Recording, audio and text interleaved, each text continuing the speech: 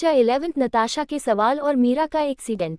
अब तक उसे एक्सीडेंट के बाद मीरा उसे इंसान को अस्पताल पहुंचकर खुद वहीं रुककर उसकी होश में आने का वेट करने लगी, लेकिन जब उसे इंसान की डॉक्टर ने सर्जरी की तब मीरा को बताया कि उसे इंसान को होश आने में तकरीबन 12 घंटे लगेंगे। इसलिए मीरा उसे इंसान को एक नज़र देखकर वहां से निकल ही रही होती है कि वह भी बेहोश हो जाती है और उसको भी डॉक्टर वहीं अस्पताल में एडमिट करने पर और मीरा को जल्दी होश जाता है और वह जल्द से जल्द कॉलेज जाना चाहती थी क्योंकि आज उसका दूसरा एग्जाम था।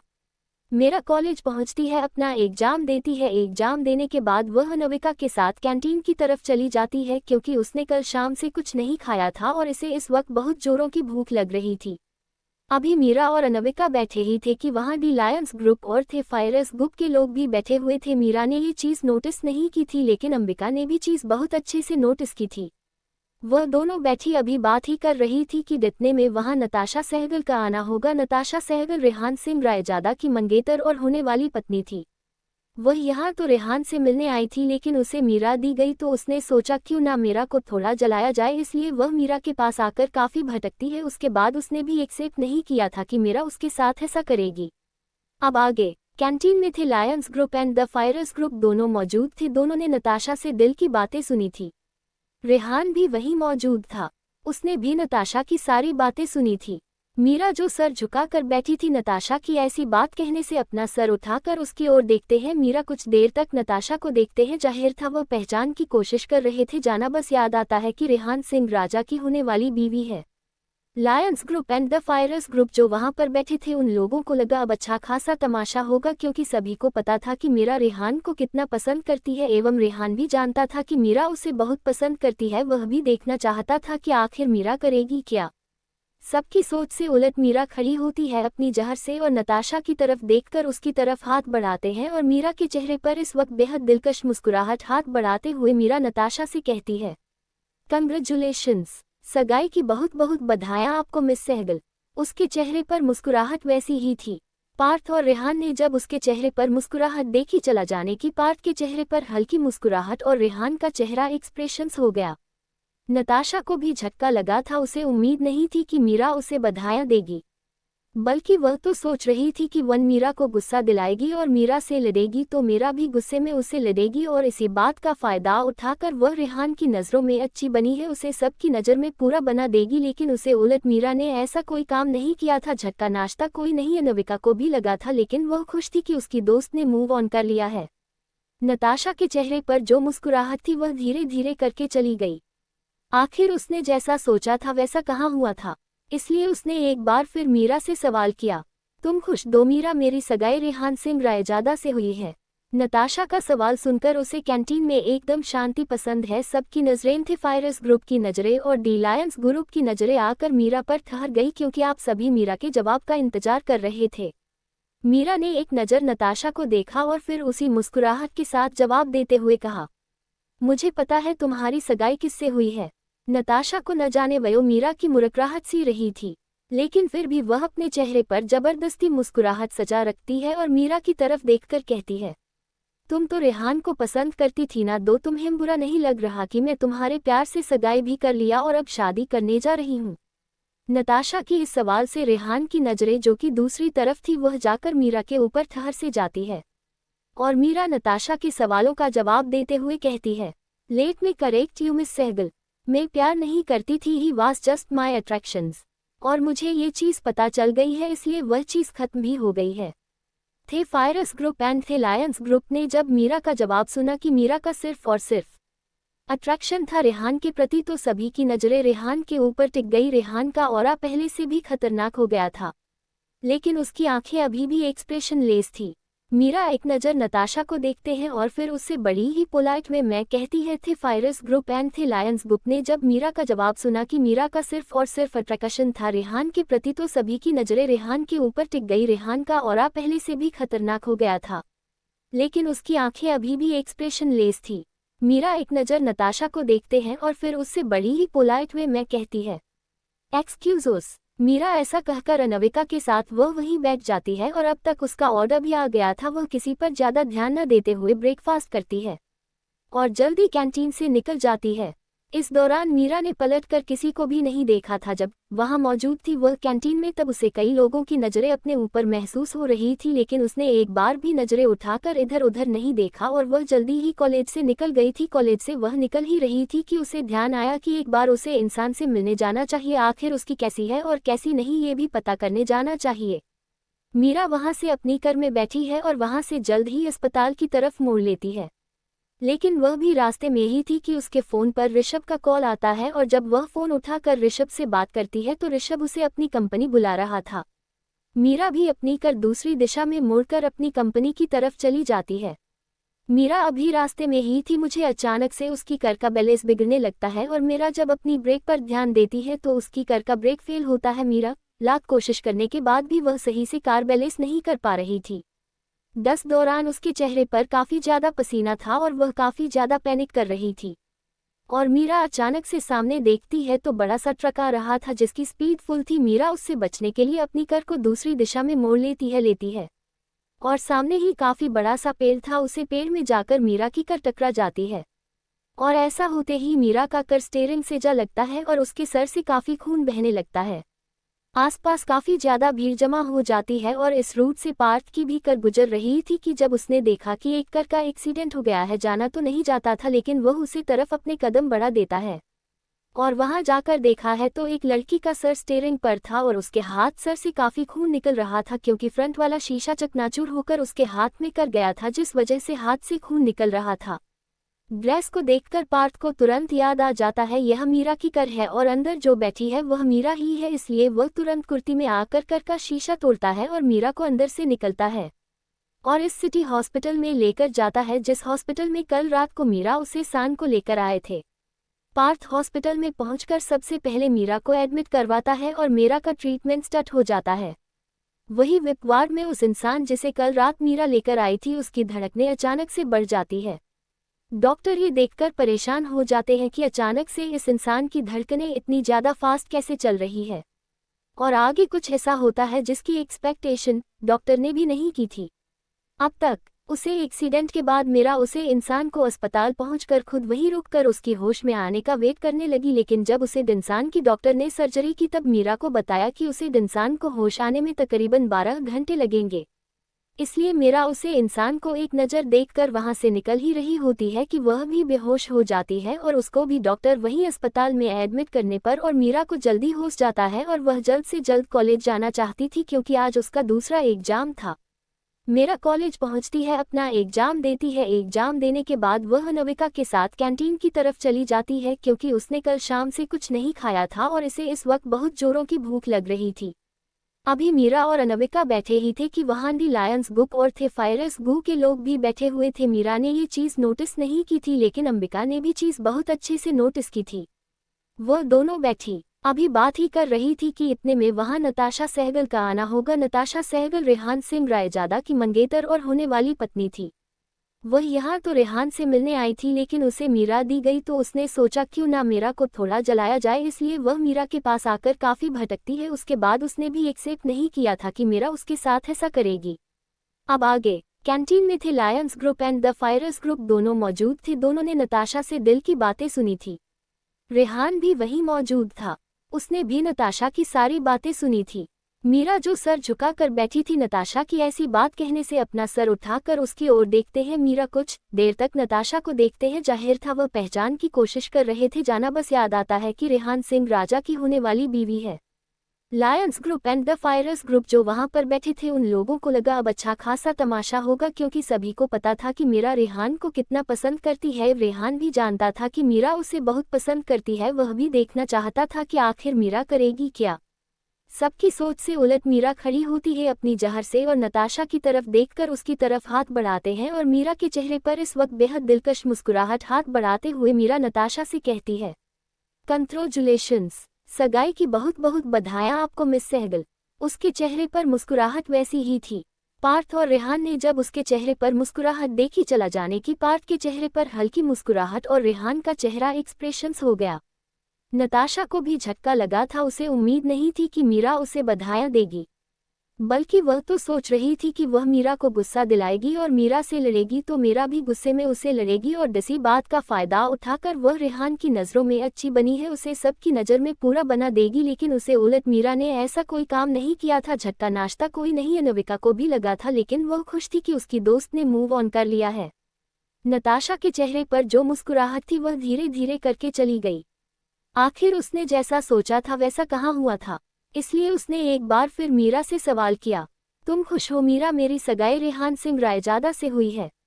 नताशा का सवाल सुनकर उसे कैंटीन में एकदम शांति पसंद है। सबकी नज़रें थे फायरस ग्रुप की नज़रें और डी लायंस ग्रुप की नज़रें आकर मीरा पर ठहर गई, क्योंकि आप सभी मीरा के जवाब का इंतजार कर रहे थे। मीरा ने एक नज़र नताशा को देखा और फिर उसी मुस्कुराहट के साथ जवाब देते हुए कहा, मुझे पता है तुम्हारी सगाई किससे हुई है। नताशा को न जाने क्यों मीरा की मुस्कुराहट सी रही थी, लेकिन फिर भी वह अपने चेहरे पर जबरदस्ती मुस्कुराहट सजा रखती है और मीरा की तरफ देखकर कहती है, तुम तो रेहान को पसंद करती थी ना? तुम्हें बुरा नहीं लग रहा कि मैं तुम्हारे प्यार से सगाई भी कर लिया और अब शादी करने जा रही हूँ? ताशा की इस सवाल से रेहान की नज़रें जो कि दूसरी तरफ थी वह जाकर मीरा के ऊपर ठहर से जाती है और मीरा नताशा के सवालों का जवाब देते हुए कहती है, let me correct you miss Sahgal, मैं प्यार नहीं करती थी, he was just my attractions, और मुझे ये चीज़ पता चल गई है इसलिए वह चीज़ खत्म भी हो गई है। था फायरस ग्रुप एंड थे लायंस ग्रुप ने जब मीरा का जवाब सुना कि मीरा का सिर्फ और सिर्फ अट्रैक्शन था रेहान के प्रति, तो सभी की नज़रें रेहान के ऊपर टिक गई। रेहान का ऑरा पहले से भी खतरनाक हो गया था, लेकिन उसकी आंखें अभी भी एक्सप्रेशन लेस थी।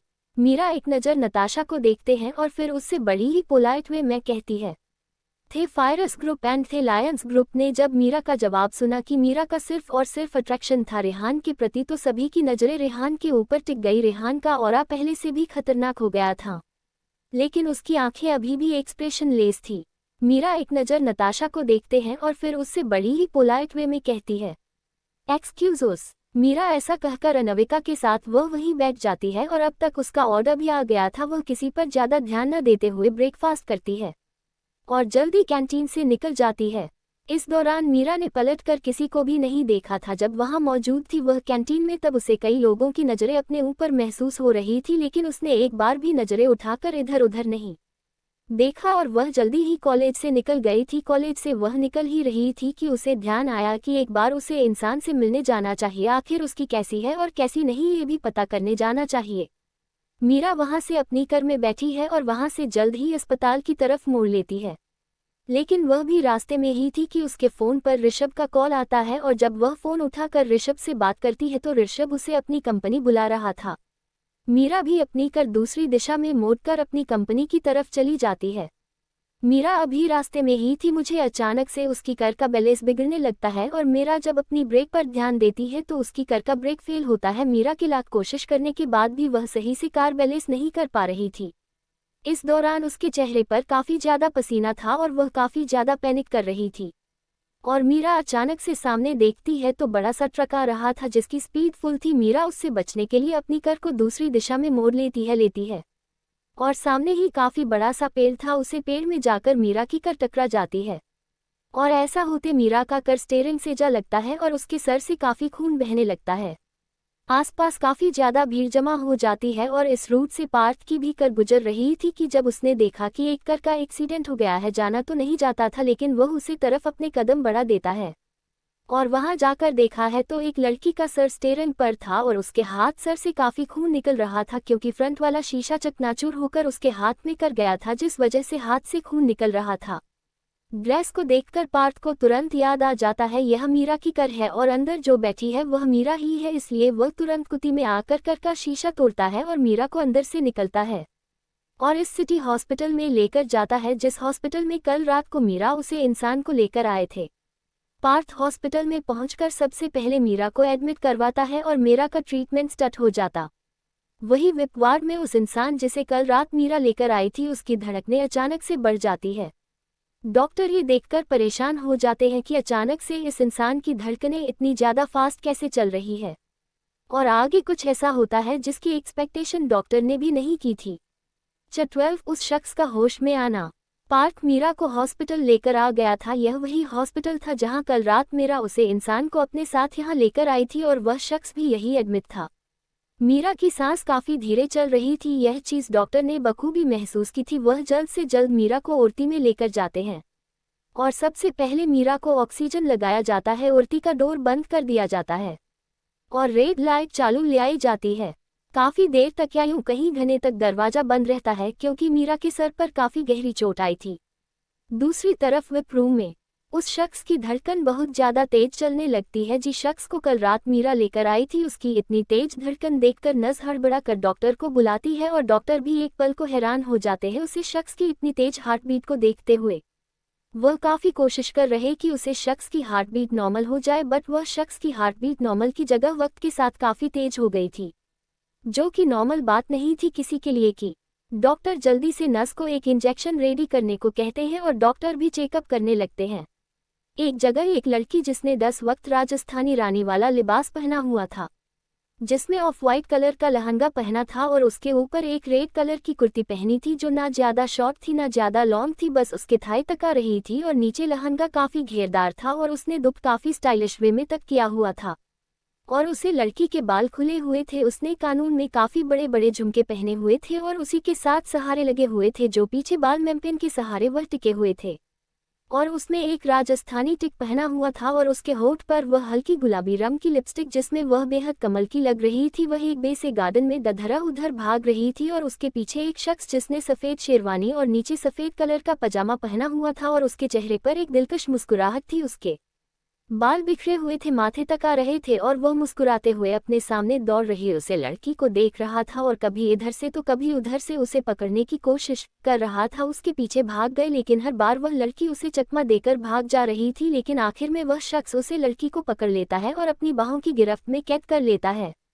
और ऐसा होते ही उसे लड़की की आंखें जो काजल से सुनी हुई थी उन आंखों में दुनिया जहां की मासूमियत लाते हुए अपने पीछे खड़े उसे शख्स को देखते हुए थोड़ी शिकायती अंदाज में कहती है, हुकुम सा, यह आपने अच्छा नहीं किया। इसके बदले में उसको जो अपनी बाहों की गिरफ्त में लिए हुआ था वह शख्स यानी कि हुकुम सा उस लड़की की आंखों में खोते हुए कहते हैं, हमने क्या अच्छा नहीं किया हुकुम रानी सा। ऐसा कहकर वह हुकुम रानी सा की तरफ देखते हैं और उनके सवाल सुनकर हुकुम रानी सा फिर से शिकायत करते हुए कहती है, ऐसे यूं पढ़कर हमें। हुकुम रानी सा का जवाब सुनकर हुकुम रानी सा की तरफ देखते हैं और उनकी बातों का जवाब देते हुए कहते हैं, और क्यों नहीं पकड़ना चाहिए था। हुकुम रानी सा हुकुम शाह का सवाल सुनकर उनको मासूम सी निगाहों से देखते हैं और हुकुम रानी सा की मासूम निगाहों को देखकर हुकुम सा वहीं पर पिघल से जाते हैं और आगे बढ़कर उनके माथे पर बड़ी ही शिद्दत के साथ किस कर लेते हैं। और इस एहसास को महसूस करते ही हुकुम रानी सा की आंखें खुद ब खुद बंद हो जाती है।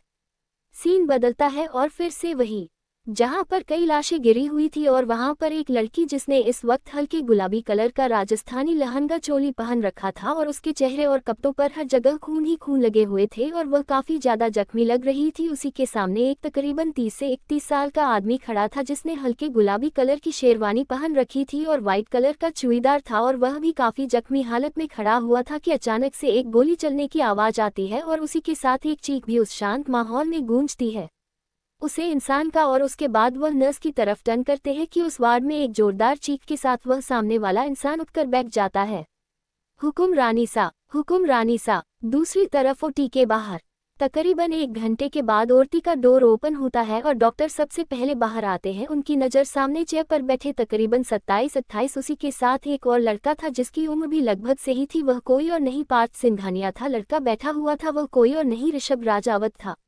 असल में हुआ यूं था, पार्थ के हाथ में मीरा का फोन था और उसके फोन पर बार बार किसी की कॉल आ रही थी। पार्थ उठाना तो नहीं चाहता था लेकिन ये जानकर कि कोई फैमिली से होगा इसलिए पार्थ कॉल उठा लेता है। सामने से ऋषभ की आवाज आती है जो काफी फिक्रमंद आवाज लग रही थी, इसलिए पार्थ थोड़ा हिचकिचाते हुए फोन उठा लेता है और उसके बाद वह सामने वाली की बिना बात सुन बता देता है कि मीरा का एक्सीडेंट हो गया है और वह इस वक्त सिटी हॉस्पिटल में है। ऋषभ ये जानकर कि मीरा का एक्सीडेंट हो गया है वह काफी ज्यादा परेशान हो गया था और वह तुरंत जल्दबाजी में वहां से निकालकर तुरंत अस्पताल के लिए आ जाता है। इन प्रेजेंट डॉक्टर को देखकर ऋषभ अपनी सीट से खड़ा होता है और डॉक्टर के पास चला जाता है तो डॉक्टर ऋषभ को पहले ही पहचान जाते हैं। आखिर राजावत फैमिली के बॉयज को कौन नहीं जानता था। पार्थ सिंघानिया खुद हैरान था कि ऋषभ राजावत यहाँ क्या कर रहा है। क्या जो उसे दिनरिया ने कहा क्या वाकई सच था? ऋषभ और मीरा का कोई रिश्ता है? वह ऐसा सोच भी नहीं सकता था। न जाने क्यों ऐसा सोचकर उसे एक घुटन सी महसूस हो रही थी। लेकिन अपने ख्यालों को झटक कर वह ऋषभ और डॉक्टर को देखने लगता है। डॉक्टर ऋषभ को देखकर बड़े ही पोलाइट वे में उसे कहते हैं, रायजादा घबराने वाली कोई बात नहीं है, पेशेंट अभी बिल्कुल ठीक है। हाँ, सर में काफ़ी गहरी चोट आई है जिसे भरने में वक्त लगेगा और पेशेंट को होश आने में भी 1 से 2 घंटे का वक्त लगेगा। हम थोड़ी देर में मिस को एक वीआईपी रूम में शिफ्ट कर देंगे। ऋषभ ये जानकर कि उसकी छोटी बहन को कोई ज़्यादा गहरी चोट नहीं आई है, ये जानकर वह गहरी सांस लेता है और वह वापस से एक बार ओटी के अंदर झांक कर देखता है तो स्ट्रेट पर लेटी हुई थी और उसके चेहरे पर मास्क लगा हुआ था और उसका चेहरा दर्द से पिल पड़ा हुआ था। वहीं दूसरी तरफ वीआईपी रूम का माहौल ही कुछ अलग था। डॉक्टर और नर्स शौक में खड़े होकर अपने सामने बैठे उसे पेशेंट को देख रहे थे जिनको अभी होश आने में तकरीबन 24 घंटे से ज़्यादा लग सकते थे डॉक्टर के हिसाब से, लेकिन वह शख्स 24 घंटे से पहले होश में आ गया था और प्लस काफ़ी एनर्जी के साथ। और उसकी इतनी जोरदार चीख सुनकर डॉक्टर और नर्स दोनों ही एक पल के लिए डर से गए थे, लेकिन अगले ही पल कुछ ऐसा होता है जिसकी उम्मीद डॉक्टर और नर्स दोनों ने नहीं की थी। अब तक मेरा अपना अगजाम देकर कैंटीन में बैठी हुई थी अनविका के साथ और दोनों आपस में बातें कर रही थी। बातें तो सिर्फ अनविका ही कर रही थी, मीरा बस हाँ या ना में जवाब दे रही थी। उसके ख्याल में तो वही बातें चल रही थी जो उसने सपने में देखी थी, वह हुकुमसा और हुकुमसा पर हमला होना, गोली लगा, ये सब चीज़ों उसके जहां में बहुत ज़्यादा घूम रही थी। नताशा आ जाती है। नताशा सहगल रेहान सिंह रायजादा की होने वाली बीवी थी और उसकी मंगेतर थी। नताशा मीरा से कुछ तीखे सवाल करती है जिनके बदले मीरा काफ़ी पोलाइट में और दिलकश मुस्कुराहट के साथ नताशा के सवालों का जवाब देती है। उसके जवाब सुनकर थे Fires group and the Lions group के मेंबर्स काफी हैरान होते हैं। सबसे ज्यादा अगर कोई हैरान था तो वह खुद रेहान था, क्योंकि रेहान को उम्मीद नहीं थी कि मीरा उसे ऐसा कोई जवाब देगी। खैर, मीरा कॉलेज से निकल जाती है हॉस्पिटल जाने के लिए। वह एक बार उसे इंसान से मिलना चाहती थी कि उसे होश आया कि नहीं, लेकिन रास्ते में ही ऋषभ का कॉल आ जाता है जिसकी वजह से मीरा को ऋषभ की कंपनी जाना पड़ता है। लेकिन रास्ते में ही उसका एक्सीडेंट हो जाता है और पार्थ सिंघानिया जो कि थे फायरस ग्रुप कॉम लीडर था, वह मीरा की जान बचाता है और उसे अस्पताल पहुंचना है। अब आगे पार्थ मीरा को हॉस्पिटल लेकर आ गया था। यह वही हॉस्पिटल था जहां कल रात मीरा उसे इंसान को अपने साथ यहां लेकर आई थी और वह शख्स भी यही एडमिट था। मीरा की सांस काफी धीरे चल रही थी, यह चीज डॉक्टर ने बखूबी महसूस की थी। वह जल्द से जल्द मीरा को ओटी में लेकर जाते हैं और सबसे पहले मीरा को ऑक्सीजन लगाया जाता है। ओटी का डोर बंद कर दिया जाता है और रेड लाइट चालू हो जाती है। काफी देर तक या यूं कई घंटे तक दरवाजा बंद रहता है क्योंकि मीरा के सर पर काफी गहरी चोट आई थी। दूसरी तरफ विप रूम में उस शख्स की धड़कन बहुत ज्यादा तेज चलने लगती है। जिस शख्स को कल रात मीरा लेकर आई थी उसकी इतनी तेज धड़कन देखकर नर्स हड़बड़ा कर डॉक्टर को बुलाती है और डॉक्टर भी एक पल को हैरान हो जाते हैं उसी शख्स की इतनी तेज हार्टबीट को देखते हुए। वह काफी कोशिश कर रहे थे कि उसे शख्स की हार्टबीट नॉर्मल हो जाए, बट वह शख्स की हार्टबीट नॉर्मल की जगह वक्त के साथ काफी तेज हो गई थी, जो कि नॉर्मल बात नहीं थी किसी के लिए की। डॉक्टर जल्दी से नर्स को एक इंजेक्शन रेडी करने को कहते हैं और डॉक्टर भी चेकअप करने लगते। एक जगह एक लड़की जिसने इस वक्त राजस्थानी रानी वाला लिबास पहना हुआ था, जिसमें ऑफ वाइट कलर का लहंगा पहना था और उसके ऊपर एक रेड कलर की कुराई पहनी थी जो ना ज्यादा शर्ट थी ना ज्यादा लॉन्ग थी, बस उसके थाई तक आ रही थी और नीचे लहंगा काफी घेरदार था और उसने दुपट्टा काफी स्टाइलिश वे में तक किया हुआ था और उसे लड़की के बाल खुले हुए थे। उसने कानून में काफी बेबर झुमके पहने हुए थे और उसी के साथ सहारे लगे हुए थे जो पीछे बाल में पेन के सहारे वह टिके हुए थे और उसमें एक राजस्थानी टिक पहना हुआ था और उसके होठ पर वह हल्की गुलाबी रंग की लिपस्टिक जिसमें वह बेहद कमल की लग रही थी। वह एक बड़े से गार्डन में दधर उधर भाग रही थी और उसके पीछे एक शख्स जिसने सफेद शेरवानी और नीचे सफेद कलर का पजामा पहना हुआ था और उसके चेहरे पर एक दिलकश मुस्कुराहट थी। उसके बाल बिखरे हुए थे, माथे तक आ रहे थे और वह मुस्कुराते हुए अपने सामने दौड़ रही उसे लड़की को देख रहा था और कभी इधर से तो कभी उधर से उसे पकड़ने की कोशिश कर रहा था। उसके पीछे भाग गए लेकिन हर बार वह लड़की उसे चकमा देकर भाग जा रही थी, लेकिन आखिर में वह शख्स उसे लड़की को पकड़ लेता है और अपनी बाहों की गिरफ्त में कैद कर लेता है और ऐसा होते ही उसे लड़की की आंखें जो काजल से सुनी हुई उन आंखों में दुनिया जहां की मासूमियत लाते हुए अपने पीछे खड़े उसे शख्स को देखते हुए थोड़ी शिकायती अंदाज में कहती है, हुकुम सा, यह आपने अच्छा नहीं किया। इसके बदले में उसको जो अपनी बाहों की गिरफ्त में लिए हुआ था वह शख्स यानी कि हुकुम सा उस लड़की की आंखों में खोते हुए कहते हैं, हमने क्या अच्छा नहीं किया हुकुम रानी सा। ऐसा कहकर वह हुकुम रानी सा की तरफ देखते हैं और उनके सवाल सुनकर हुकुम रानी सा फिर से शिकायत करते हुए कहती है, ऐसे यूं पढ़कर हमें आए। हुकुम रानी सा का जवाब सुनकर हुकुम रानी सा की तरफ देखते हैं और उनकी बातों का जवाब देते हुए कहते हैं, और क्यों नहीं पकड़ना चाहिए था। हुकुम रानीसा हुकुम शाह का सवाल सुनकर उनको मासूम सी निगाहों से देखते हैं और हुकुम रानीसा की मासूम निगाहों को देखकर हुकुम सा वहीं पर पिघल से जाते हैं और आगे बढ़कर उनके माथे पर बड़ी ही शिद्दत के साथ किस कर लेते हैं। और इस एहसास को महसूस करते ही हुकुम रानीसा की आंखें खुद ब खुद बंद हो जाती है।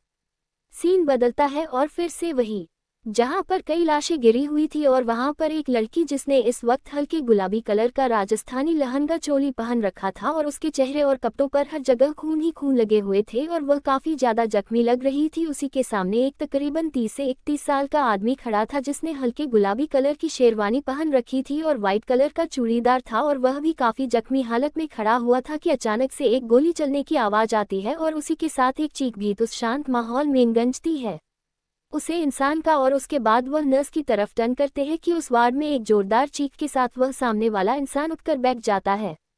हुकुम रानीसा। दूसरी तरफ ओटी के बाहर तकरीबन 1 घंटे के बाद ओटी का डोर ओपन होता है और डॉक्टर सबसे पहले बाहर आते हैं। उनकी नज़र सामने चेयर पर बैठे तकरीबन 27-28 उसी के साथ एक और लड़का था जिसकी उम्र भी लगभग से ही थी। वह कोई और नहीं पार्थ सिंघानिया था। लड़का बैठा हुआ था वह कोई और नहीं ऋषभ राजावत था। असल में हुआ यूं था, पार्थ के हाथ में मीरा का फोन था और उसके फोन पर बार बार किसी की कॉल आ रही थी। पार्थ उठाना तो नहीं चाहता था लेकिन ये जानकर कि कोई फैमिली से होगा इसलिए पार्थ कॉल उठा लेता है। सामने से ऋषभ की आवाज आती है जो काफी फिक्रमंद आवाज लग रही थी इसलिए पार्थ थोड़ा हिचकिचाते हुए फोन उठा लेता है और उसके बाद वह सामने वाली की बिना बात सुन बता देता है कि मीरा का एक्सीडेंट हो गया है और वह इस वक्त सिटी हॉस्पिटल में है। ऋषभ ये जानकर कि मीरा का एक्सीडेंट हो गया है वह काफी ज्यादा परेशान हो गया था और वह तुरंत जल्दबाजी में वहां से निकालकर तुरंत अस्पताल के लिए आ जाता है। इन प्रेजेंट डॉक्टर को देखकर ऋषभ अपनी सीट से खड़ा होता है और डॉक्टर के पास चला जाता है तो डॉक्टर ऋषभ को पहले ही पहचान जाते हैं। आखिर राजावत फैमिली के बॉयज को कौन नहीं जानता था। पार्थ सिंघानिया खुद हैरान था कि ऋषभ राजावत यहाँ क्या कर रहा है। क्या जो उसे दिनरिया ग्रेटर देन कहा क्या वाकई सच था। ऋषभ और मीरा का कोई रिश्ता है वह ऐसा सोच भी नहीं सकता था। न जाने क्यों ऐसा सोचकर उसे एक घुटन सी महसूस हो रही थी लेकिन अपने ख्यालों को झटक कर वह ऋषभ और डॉक्टर को देखने लगता है। डॉक्टर ऋषभ को देखकर बड़े ही पोलाइट वे मेनू से कहते हैं, रायजादा घबराने वाली कोई बात नहीं है, पेशेंट अभी बिल्कुल ठीक है। हाँ सर में काफ़ी गहरी चोट आई है जिसे भरने में वक्त लगेगा और पेशेंट को होश आने में भी 1-2 घंटे का वक्त लगेगा। हम थोड़ी देर में मिस को एक VIP रूम में शिफ्ट कर देंगे। ऋषभ ये जानकर कि उसकी छोटी बहन को कोई ज़्यादा गहरी चोट नहीं आई है ये जानकर वह गहरी सांस लेता है और वह वापस से एक बार ओटी के अंदर झांक कर देखता है तो स्ट्रेचर पर लेटी हुई थी और उसके चेहरे पर मास्क लगा हुआ था और उसका चेहरा दर्द से पिलपड़ा हुआ था। वहीं दूसरी तरफ VIP रूम का माहौल ही कुछ अलग था। डॉक्टर और नर्स शौक में खड़े होकर अपने सामने बैठे उसे पेशेंट को देख रहे थे जिनको अभी होश आने में तकरीबन 24 घंटे से ज़्यादा लग सकते थे डॉक्टर के हिसाब से, लेकिन वह शख्स 24 घंटे से पहले होश में आ गया था और प्लस काफ़ी एनर्जी के साथ। और उसकी इतनी जोरदार चीख सुनकर डॉक्टर और नर्स दोनों ही एक पल के लिए डर से गए थे लेकिन अगले ही पल कुछ ऐसा होता है जिसकी उम्मीद डॉक्टर और नर्स दोनों ने नहीं की थी।